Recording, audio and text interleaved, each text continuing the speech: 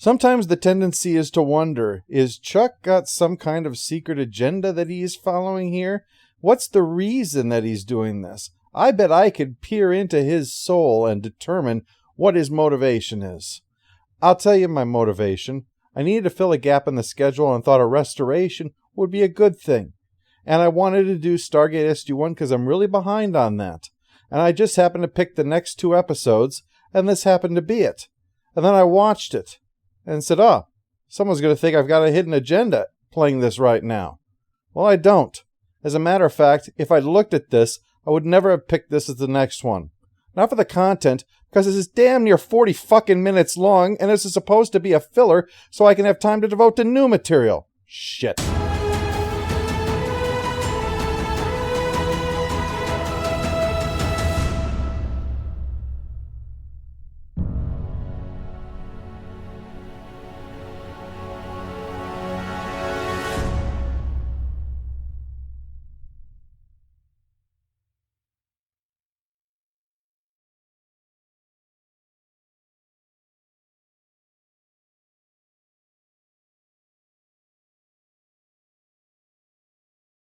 So yesterday I did a clip show, which means it was a shorter review.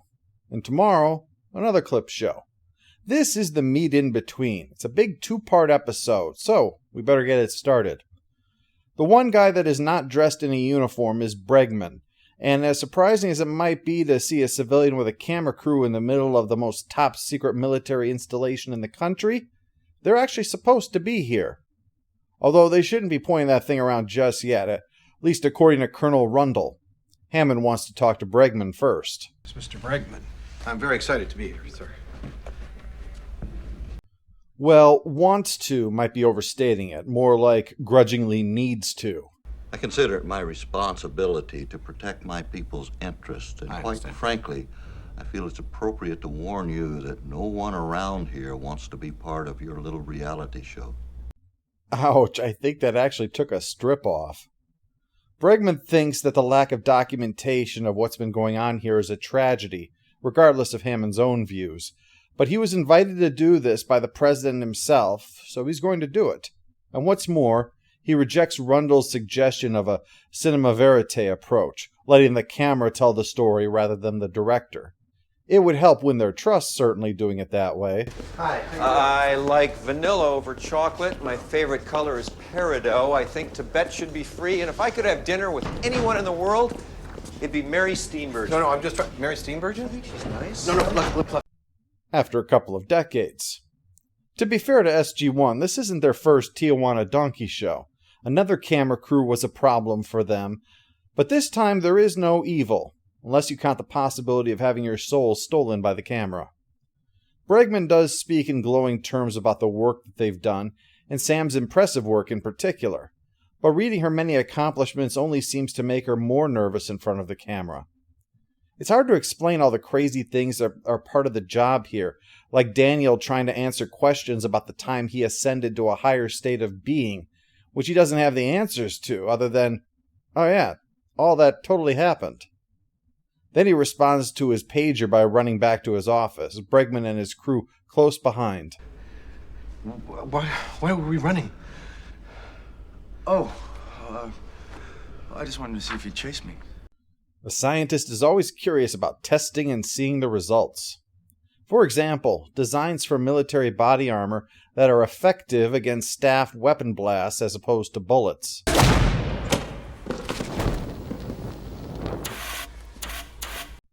And as you can see, safety is our #1 concern. Sam explains some of the technical info about the Stargate control room's power system, but once the stuff unrelated to engineering and theoretical physics is over, i.e. when the interesting stuff begins, Carter says that they have to leave. It's nothing dangerous, it's just a routine trip off-world, but you can't watch that. Here, let me show you our delightful break room. It has a pinball machine. SG-13, like all of the teams, is always professional. That's why they're taking bets on what they expect to find. I'll go with 2-headed aliens. Hostile or friendly, sir? One head good, one head bad. I just had this mental image of the thing with 2 heads, only with Felix and Oscar. After discussing having babies for a while, Not with each other. I mean, they're talking about the experience of having babies. They come across an ancient city, which is big news. If we reported the news, which we don't. Hence the need for a documentary. Although O'Neill still has a problem with it. Officially, it's to chronicle the 1,000th trip through the Stargate, but I think there's more to it than that. 1,000, you say? Wow, you mean that punch card's almost full? We'll finally get that free car wash.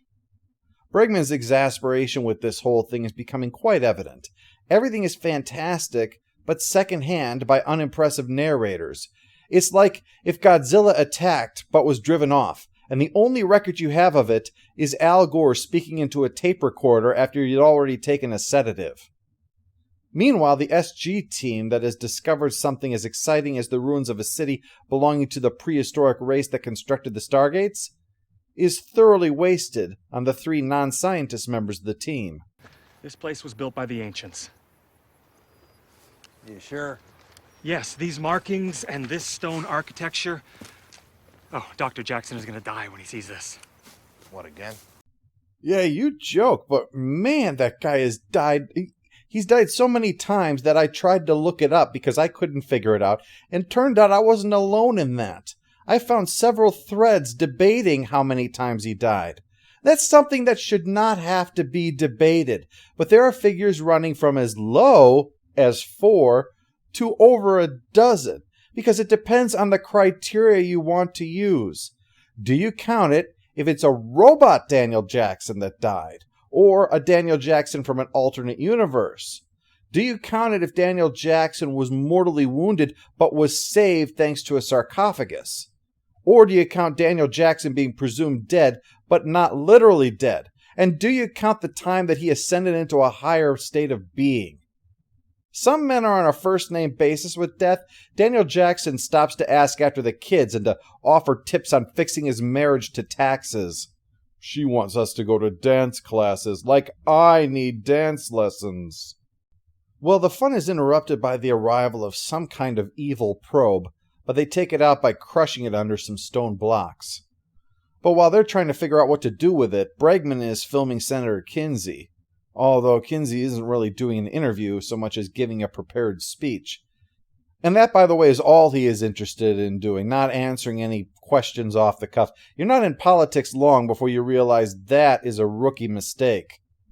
However, what he should have seen coming was the grave mistake he makes when he assumes that he can use O'Neill to help his image in this video, which is a bit like assuming you can cure your stomach ailment with a trip to Taco Bell.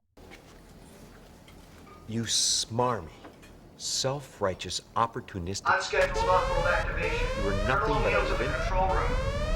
Repeat, unscheduled off-world activation. Don't deserve a dog as cute as that one was.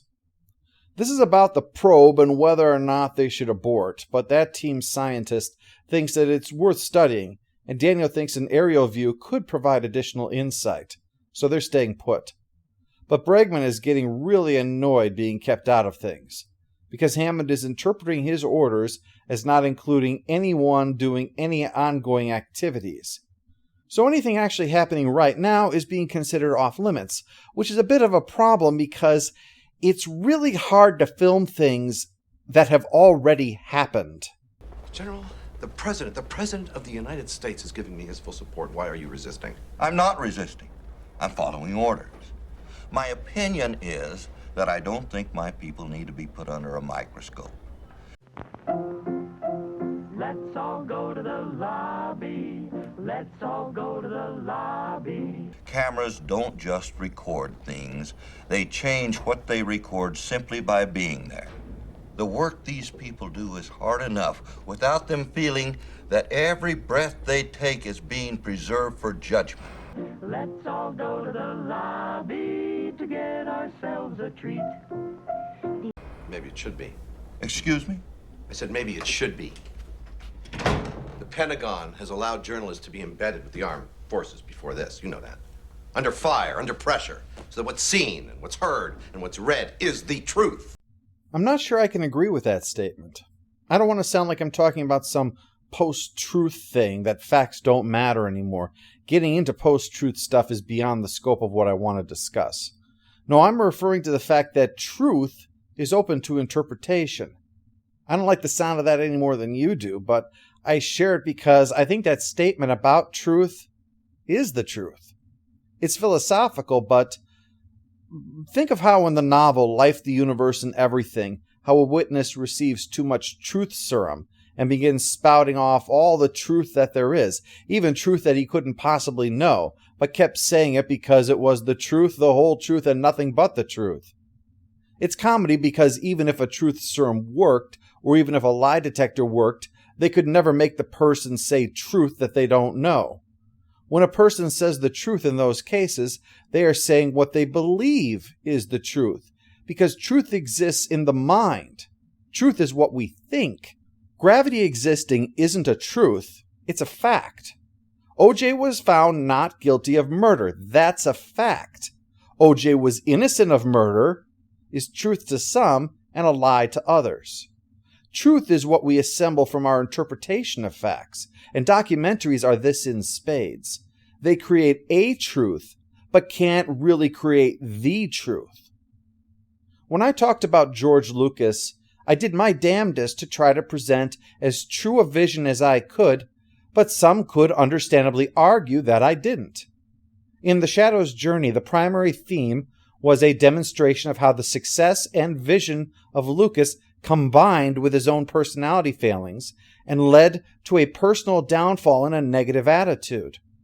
So before mentioning how his wife had an affair, I mentioned the emotional abandonment that took place, the darkness that she noted around him, and the repeated steps that she tried to take to save their marriage, which he refused to do. If I had just told you that while Lucas was working his heart out that his wife cheated on him, then filed for divorce and put the company in jeopardy of bankruptcy, she would seem like a villain.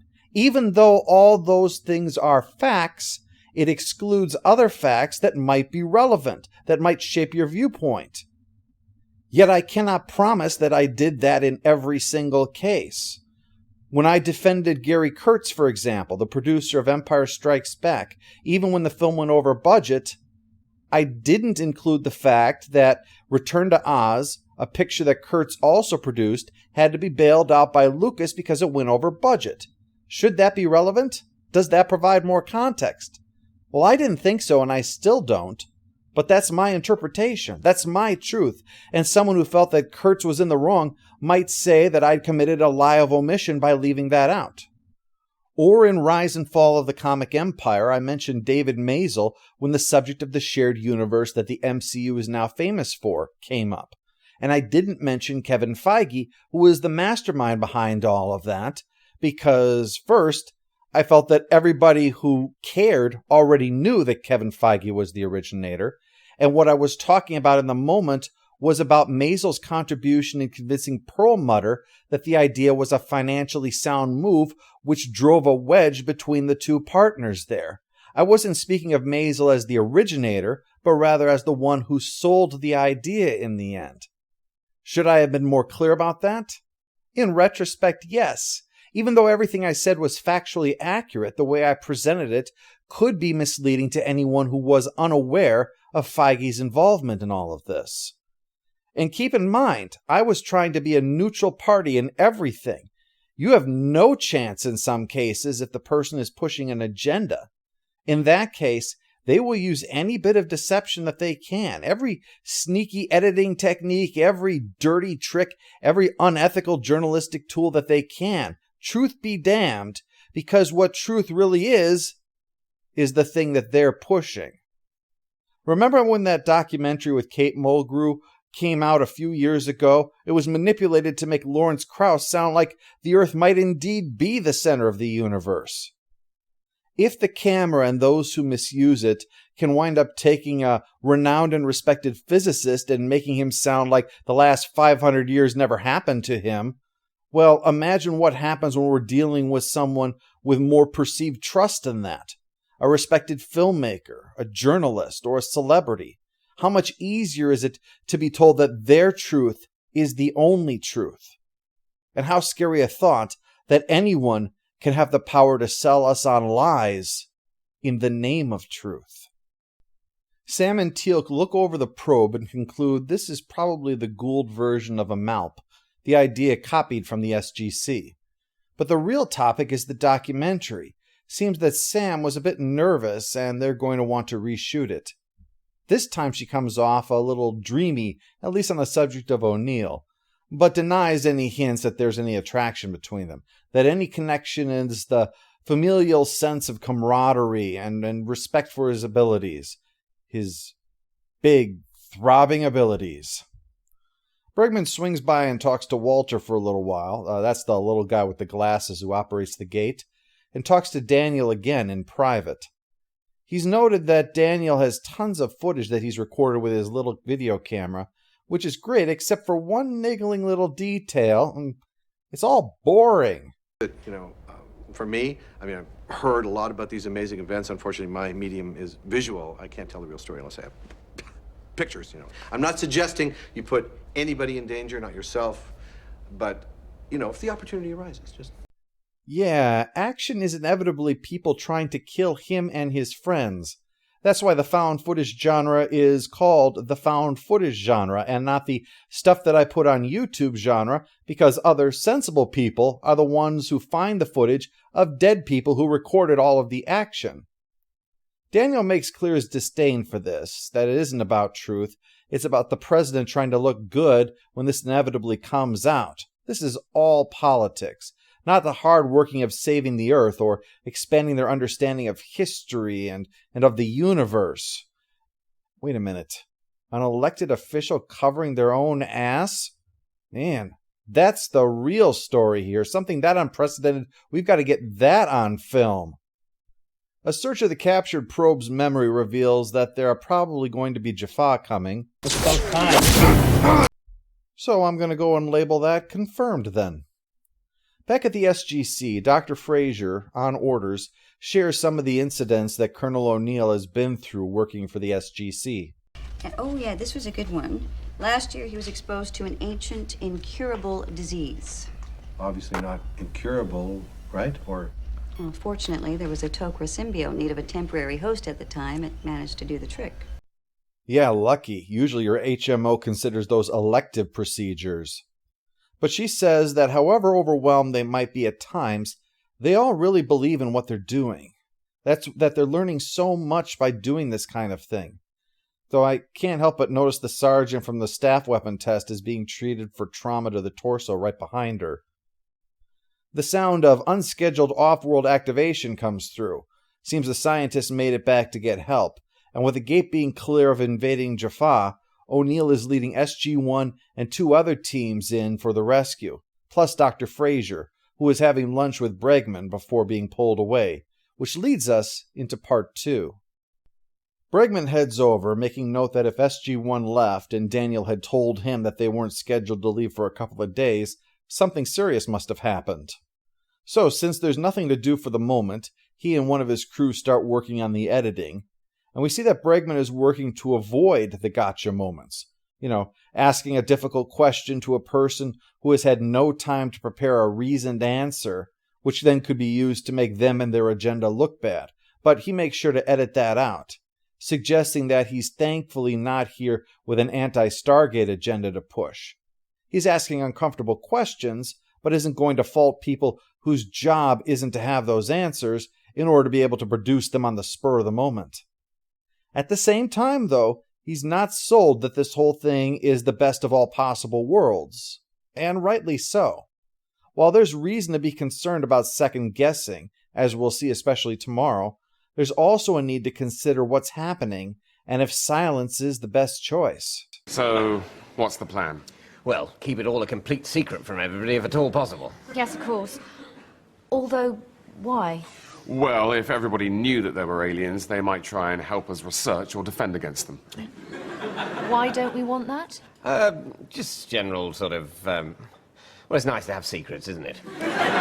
Plus, the government is very keen that nobody should blame them for there being aliens. Would people do that? Well, they will when the aliens invade and they find out that we've known all along and could have been enlisting support all over the world in an effort to defend against them. There'll be hell to pay then, so... Yeah, cross that bridge when we come to it. In the meantime, let's keep the existence of aliens, which is in no way our fault, or, at this point, exclusively our problem, a complete secret. There's one thing that is so very hard to accept, especially in the times that we're living in right now. The world is not simple. It's not good or evil. It's not the right thing or the wrong thing. It's not what's obvious and what's stupid. Hence, why those who speak the truth can twist facts in support of the patently false and put together lies in the name of their truth.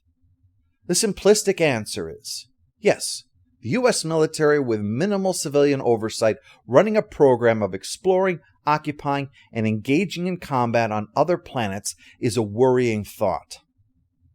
But the simplistic response of, let the American people decide, ignores the reality of the situation. And that, of course, is leaving aside the fact that the other countries of the world are going to be impacted one way or another by that. Even if we somehow pretended that it was nobody else's business, it most assuredly would be.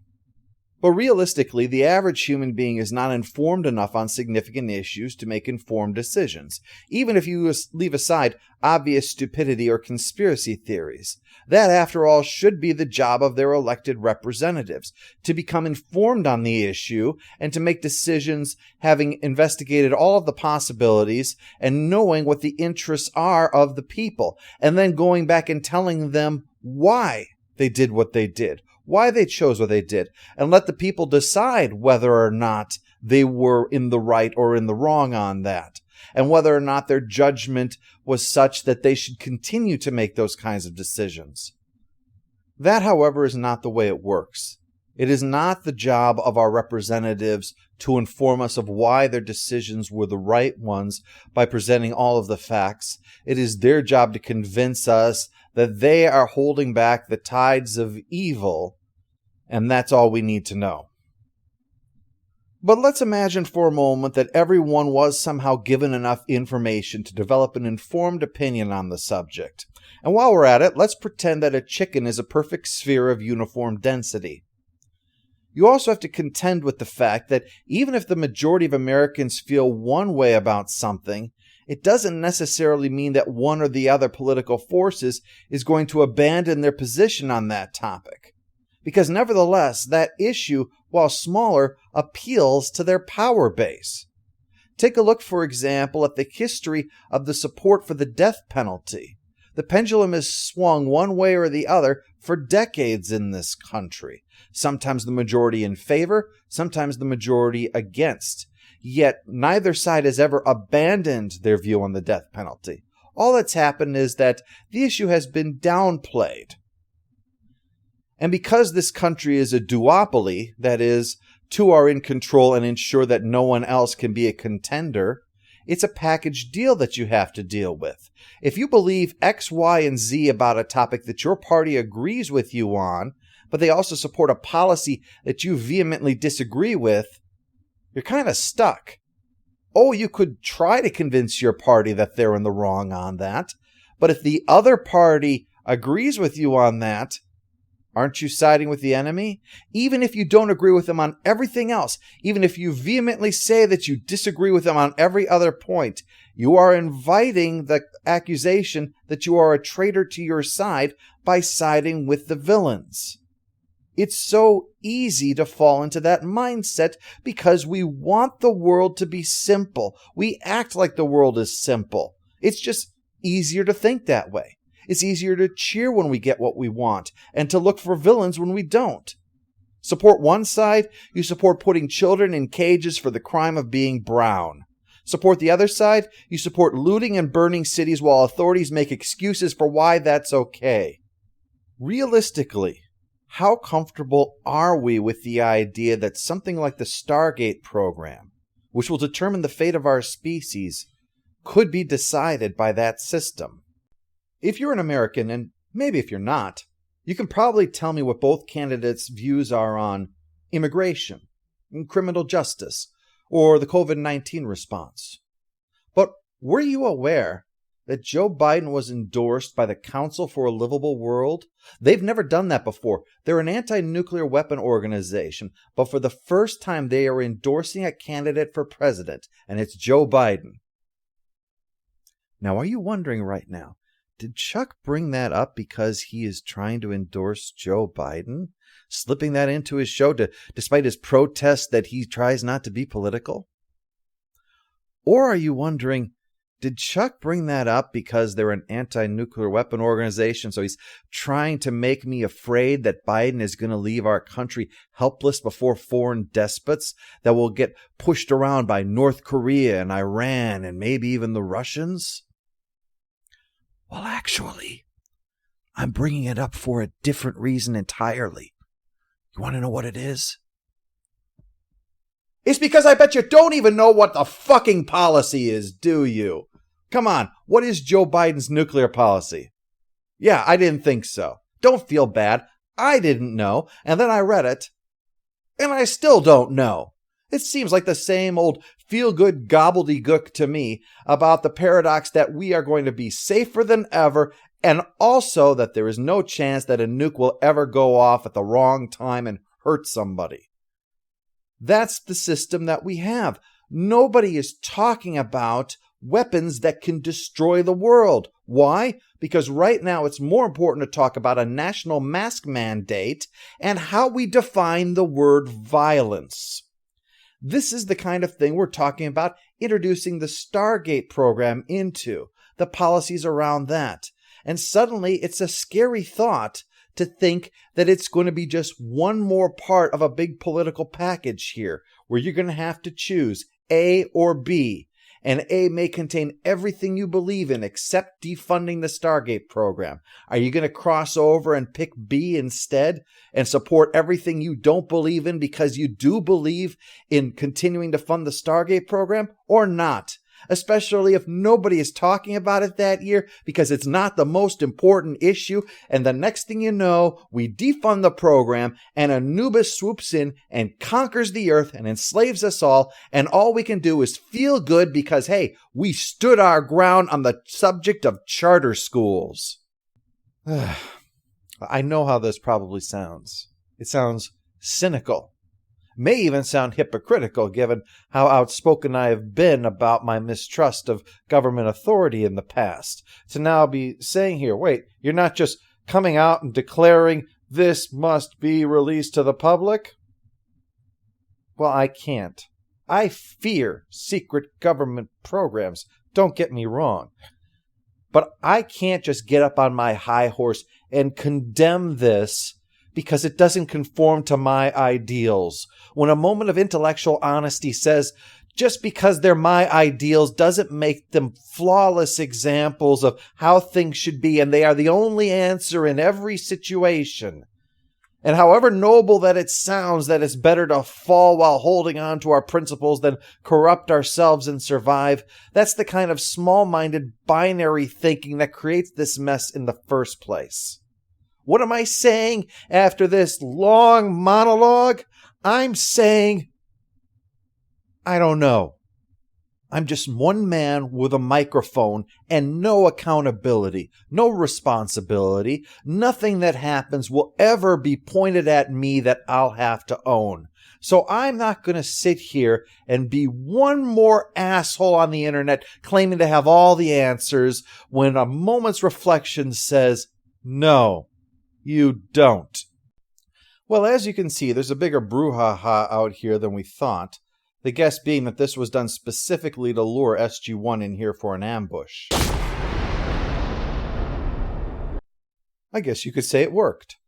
Well, this is the same time that Bregman and his crew are filming in the gate room, so when things light up here, he grabs the camera to ensure that it'll record some actual activity as opposed to just people talking. Something he was complaining about during editing. Carter is not the least pleased to see them, though. I want to say... Look, leave me alone and shut that damn thing off! No, I just want to say how sorry I am.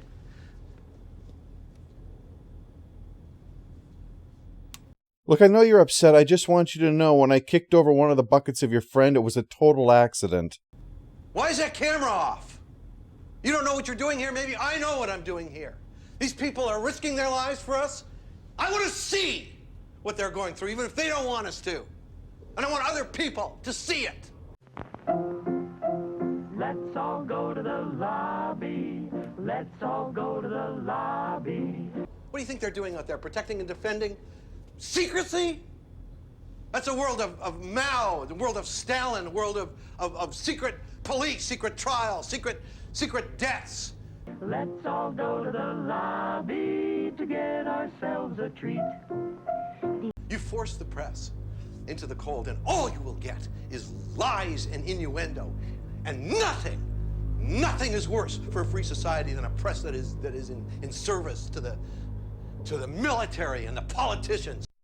That's also true. And not just the military and the politicians, but any group, anyone that can be given exclusive control of the narrative is appointing themselves as the gatekeeper of the one and only truth. And while you have to fear being misrepresented, you have more to fear from anyone from the highest political leader to the mob and all in between that insist that they alone have the truth. After all, if you are so afraid for your truth that you will deny the right of others to present facts, odds are pretty good you're one of those sellers of lies. And the first customer is you, buying into the belief that what you do is right. While Bregman is stewing in frustration, the other three eventually come in to say what little they have found out. That there's a casualty, that a gurney came in, and an unmoving O'Neill was on it. But there's no time for us to process that. We have a new player in the game, Woolsey, played by Robert Picardo. I'll be glossing over him in this because I'll be talking about him more tomorrow. Suffice to say, he's here as part of an investigation demanded by Senator Kinsey for reasons that, again tomorrow, will be obvious, although you can probably deduce them right now. Carter does go over Woolsey's records for Hammond. The guy is clearly as sharp as a shard of glass. The one thing that could be considered shaky in his past, a resignation because of a tie to a company that could have been giving him kickbacks, seems to have just been a resignation for appearance sake because graft just doesn't seem in keeping with his character. But what you need to know for right now is this. He's very dangerous, but not because he's in it for his own gain. Despite what you might think, the only reason I'm here is to get the truth. That's the reason he's so dangerous. After his questioning, Bregman swings by Daniel's office, where he deduces that Daniel recorded something with his tiny camera, something important. A flashback reveals the context. Daniel was dealing with that guy who'd been shot. He was there along with Dr. Frazier, and at his insistence, he recorded a message for the guy's wife. We don't know if that's the footage that Daniel is so flustered about, but when Bregman deduces that Daniel has something, Daniel gets very upset. So Bregman tells a story about a photographer who, by pure accident, snapped a photo of the death of the man who had just thrown him to the ground and saved his life. He never shared that photo with anyone for a quarter of a century until one day, as Bregman says, the way he saw the picture changed, and he no longer wanted to hide it, he wanted to share it, because it wasn't a photo of a man dying, it was a photo of a man saving a life at the cost of his own. Bregman makes clear that what he is interested in is not ghoulish delight in seeing the death that Daniel may have recorded, but something that shows the bravery and sacrifice that is being done to protect our planet. As for Woolsey, Hammond decides his interview will be just a written report, a copy of his mission report to be exact.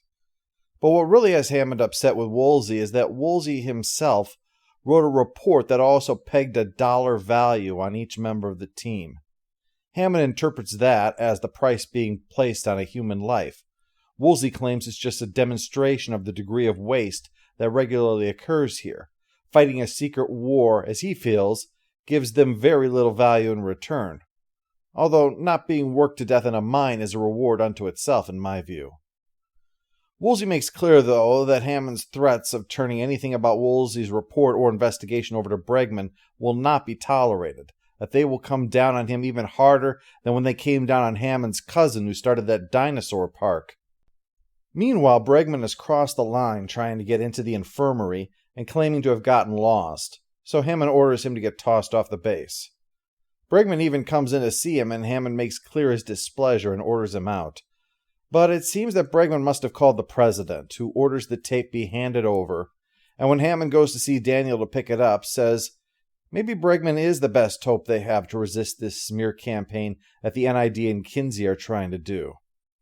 So Bregman drops everything to watch the tape, only to learn that it wasn't O'Neill that died, and it wasn't the wounded guy either.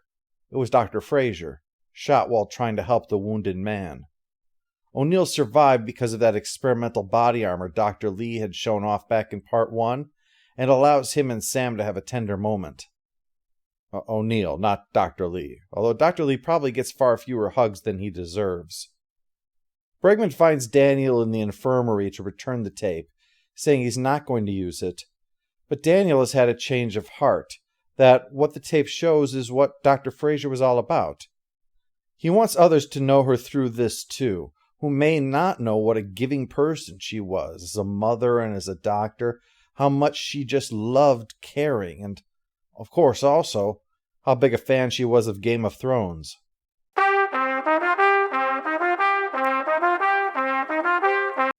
Carter was asked to say a few words at the service, and she also shares what Teal'c had given her earlier. It's a list of all of the lives that Dr. Fraser has saved. Afterwards, as Hammond watches the documentary, he's impressed. He likes it, and most notably, he shakes Bregman's hand. Remember, he had snubbed him at the very beginning when Bregman had tried to shake his hand. I've written a lot of letters to the next of kin. Nothing ever seems like it's enough. They deserve more. This is something more. But Bregman does ask if Hammond can make one final contribution to the documentary, and we see O'Neill, with no more sarcasm, sitting down to do an interview to complete the documentary. The end. Heroes was originally a single episode that they decided to pad out to 2, which was a good move. It allowed this story a chance to breathe, which is what it really needed. Heroes is, despite the action scene, a very human tale, and it allows the people a chance to just sit and talk in ways that they aren't normally allowed to do, which allows us moments of character insight, and yet doesn't feel like it's slowing down the story. It feels like it is part of the overall experience that we're getting of Heroes. I'm giving this a stamp of must-see. While it isn't perhaps the most important of stories, it's such a solid tale. It says goodbye to a beloved character and introduces someone that will be important in the future, so I feel that's necessary. Saul Rubinek rises to the occasion. It's hard to believe this is Kivas Fajo. There's not much left to add, though. The story is good on its own, and it raises serious questions that deserve discussion. Both are great things.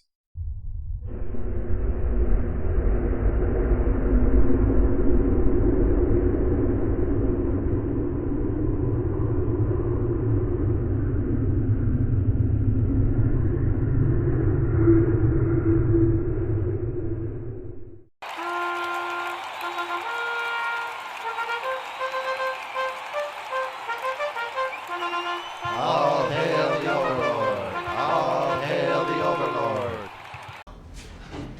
You know, I'm gonna get you on camera sooner or later, even if all I get is a series of shots of you avoiding being got. Fire away. I hope shots of my ass serve you well.